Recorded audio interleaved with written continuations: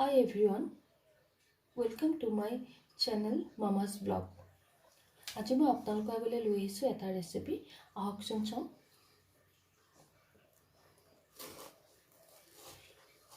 প্ৰথমে মই টুকুৰকৈ কাটিম।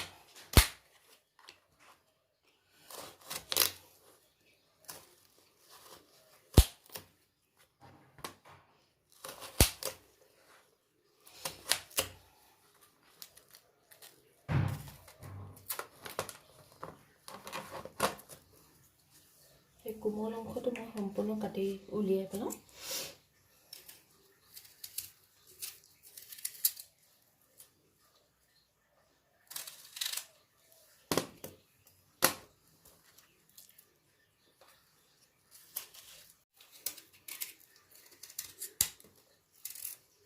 চাওক, এই কোমল অংশটো একেবাৰে মই কাটি উলিয়াই পেলাইছোঁ। যদি কোমল অংশটো থাকে তেতিয়া মুৰাব্বাখিনি বেয়া হ'ব। আৰু এইফালে ধুনীয়াকৈ মই বাকলি গুচাই লৈছোঁ। এইদৰে মই আটাখিনি এনেকৈ বাকলি গুচাই টুকুৰা টুকুৰকৈ কাটি লওঁ।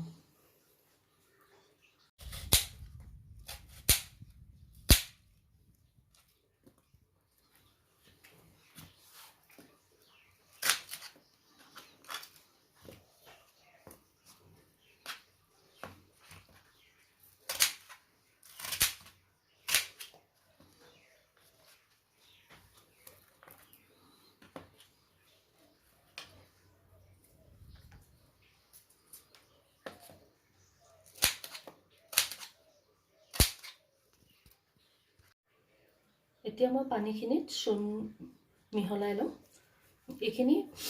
এইটো মই পেকেটৰ লিকুইড চূণ লৈছোঁ, আপোনালোকে গোটা চূণো ব্যৱহাৰ কৰিব পাৰে। এতিয়া মই পানীখিনি দি দিম।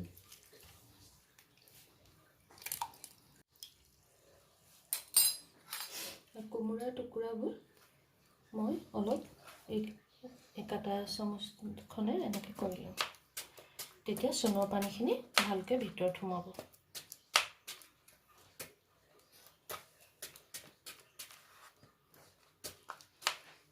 মই দি দিম এনেকৈ।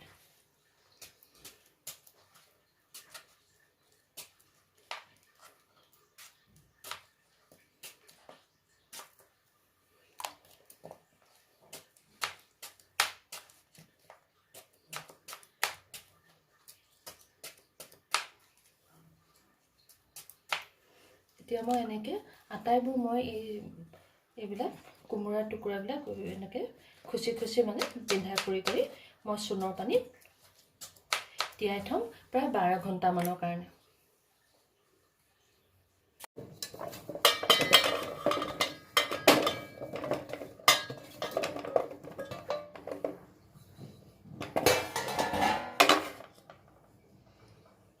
এতিয়া মই বইল কৰিবৰ কাৰণে পানী অলপ দি দিছোঁ।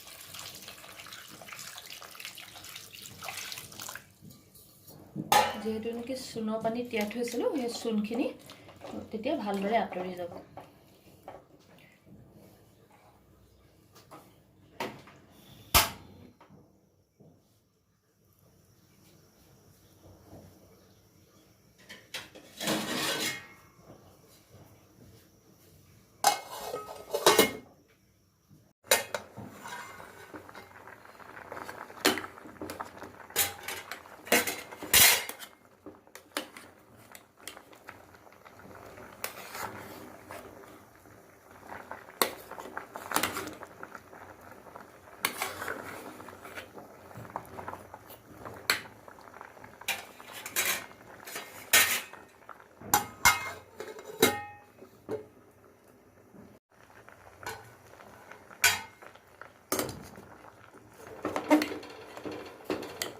বইল হৈ গ'ল। এতিয়া মই পানীৰ পৰা তুলি পেলাইছোঁ।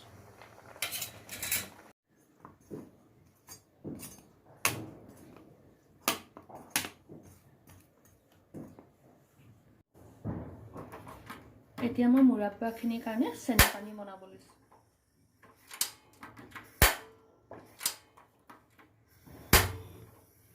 প্ৰথমে মই এই বাতিটোৰে ইমানখিনি মই পানী দি দিছোঁ।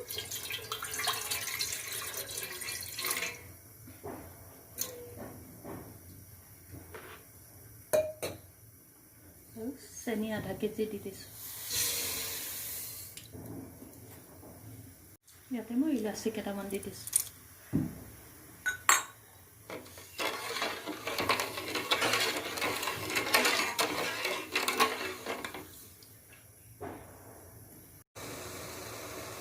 চেনি পানীখিনি উবাল আহিছে, এতিয়া মই কোমোৰাখিনি ইয়াতে ঢালি দিম।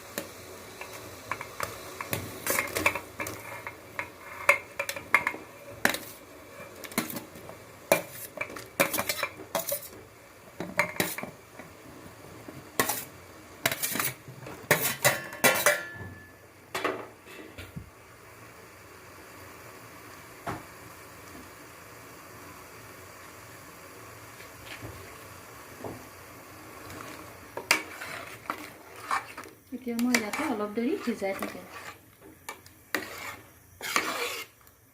প্ৰায় 7-8 মিনিটমান সিজাম, আৰু আমাৰ তেতিয়া মুৰাব্বাখিনি খাবলৈও ভাল হ'ব আৰু চেনি পানীখিনি ধুনীয়াকৈ সোমাই পৰিব ইয়াত, খুব ধুনীয়া হ'ব। এতিয়া ইলাচিৰ গোন্ধ এটা আহিছে ধুনীয়াকৈ,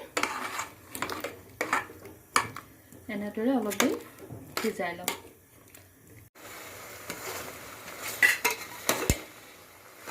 আমাৰ হৈ গৈছে, মই এতিয়া চেনি পানীখিনিকে উঠাই থ'ম।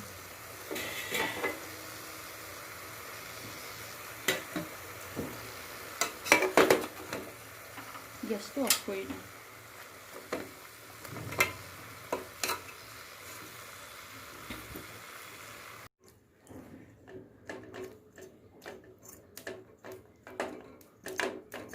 এতিয়া এই টুকুৰাকৈ দূৰে দূৰে থৈ থালত মই এটা ৰ'দত শুকুৱাম।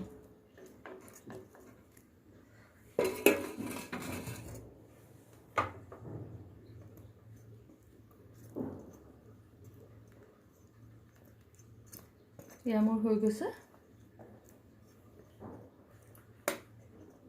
এতিয়া ৰ'দত শুকোৱাৰ পিছত মুৰাব্বা ৰেডি হৈ যাব। খুব ধুনীয়া হৈছে, দেখিবলৈ খুব ধুনীয়া হৈছে, খাবলৈও ভালেই হ'ব। এতিয়া এটা ৰ'দত মই শুকুৱালে আৰু মোৰ মুৰাব্বা ৰেডি হৈ যাব। ৰ'দত শুকুৱাই মোৰ এনেকুৱা হ'ল।